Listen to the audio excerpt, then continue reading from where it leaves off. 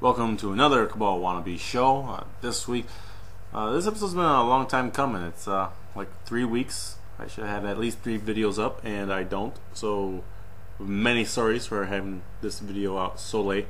But I've been sick, and trying to make up for it now. So let's just get on with the show. Instead of doing a straight up giveaway, we are doing a contest, the Oddball Tribal Contest. Build a tribal deck using a creature type that's usually not seen in tribal decks like Minotaurs, Imps, Unicorns, ships, walls, cows, insects, you name it. Just build a tribal deck. All the tribal rules do not have to apply. Just make sure that your deck is running somewhere between 16 and 24 creatures of the right creature type. Any card from any set is available except for the made up sets. Go ahead and use anything from any set printed. The winner is going to be the person who has the most interesting creature type that actually works. You just can't throw every Minotaur in a deck and hope that your deck's going to work out for you. And so if it works and it appeals to me, go ahead and send in a deck list via PM, comment below, or video response. And good luck to you guys. We're doing a contest this time around. So for those of us who don't know, the God Book was released, as it's being called, and we have every card available for us to see online now for new Phyrexia, which is a very short while away at this point. And the first card I want to take a look at is Chancellor of the Annex. The guy controls the board even before the game starts. It's definitely worth looking into. 7 casting cost, 5/6 flyer that whenever an opponent casts a spell, counter it unless that player pays 1. Built-in Daze Machine. I'm not sure if this is in the right color or if it's going to be a good card overall. I actually think it looks kind of trashy and newbie, but it controls the game before it can start. That's worth looking at. Corrupted Resolve is a 1 in a blue instant. Counter spell of his controls already poisoned. Probably pretty good in block, maybe okay in standard, but I'm still on the fence about it. The probe on the right, it's part of that whole cycle of 1 casting cost effects. I'm gonna say yeah, it's gonna be good, most definitely. You're gonna already cut yourself 4 cards out of your deck, 56 minus 4. You don't have a lot of cards left in the deck. It's gonna definitely be worth playing in a lot of decks. But the card I'm most interested in is the counter spell. Counter spell is with converted mana, costs 1 or less for 1 single blue Phyrexian mana, or 5 mana as it's being called. Definitely worth looking into. Definitely get a couple of playsets of those if you can, because they're definitely going to be hot stuff as soon as they're released. I would not have guessed that Jin Gitaxias Core Augur was going to be some sort of drawing milling machine on a 5/4 body that comes into play at instant speed. I was thinking more along the lines of, maybe bounce a permanent, island walk, good sized body. Yeah, a 10 mana guy that draws you 7 cards and reduces your opponent's hand size by 7. Yeah, did not see this one coming. Everyone's talking about him being a great EDH general. Overall, I'm kind of disappointed. I'm kind of not about this guy. I'm kind of happy to see him as he's printed. Overall, I think it makes a great looking foil. Let's leave it at that. Psychic Surgery is definitely going to be a money card, I think, in the future.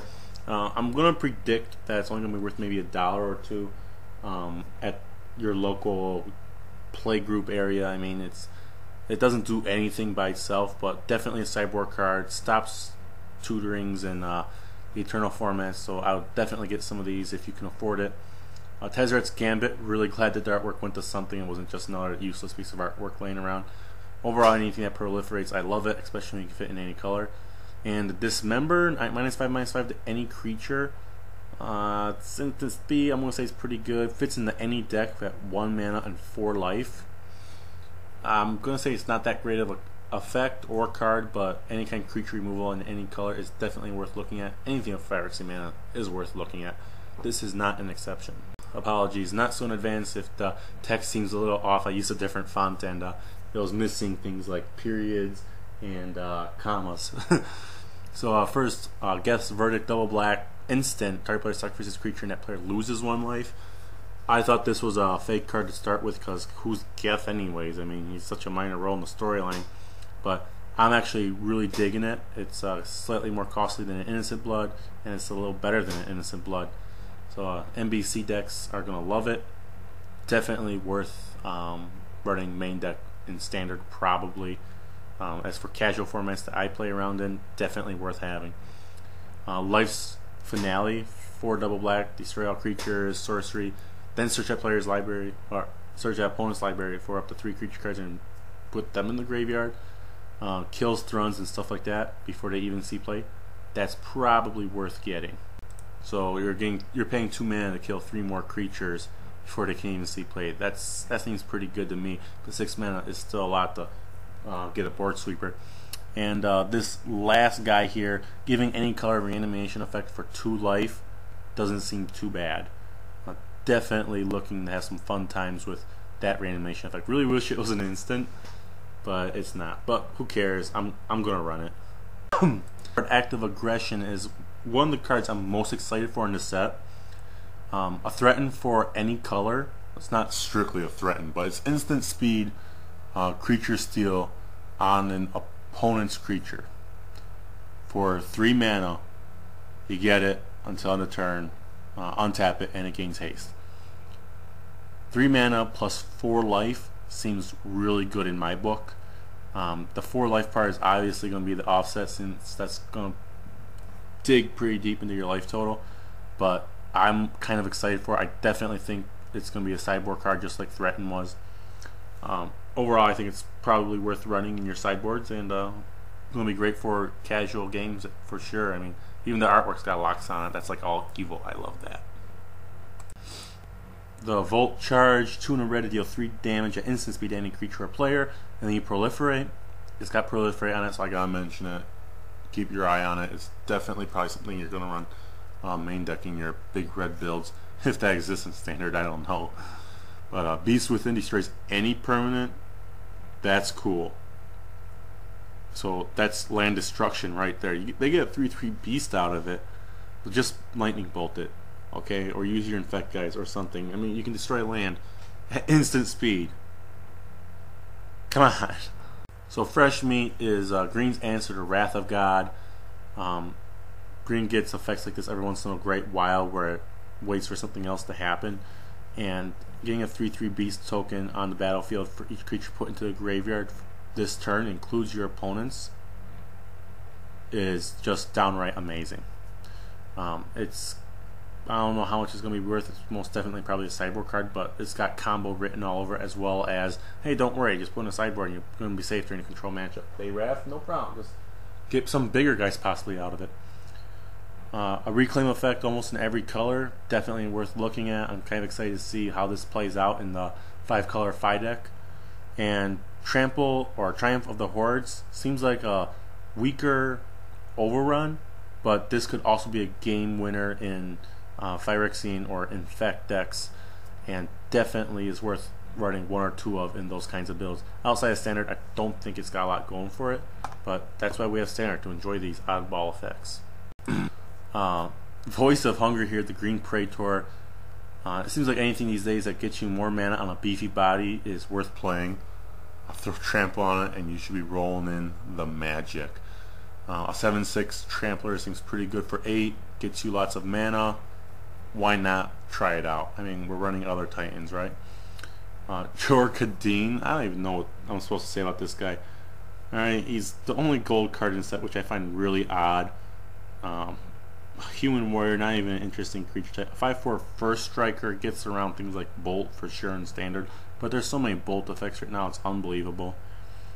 So I think the First Strike is kind of not even. He's not going to probably sit in the sidelines, but I'm not going to say he's going to be in the red zone a lot either. That +3/+0 is probably going to help you a lot in Limited and Sealed, but in Constructed, I really don't think this guy has a home anywhere, at least right now.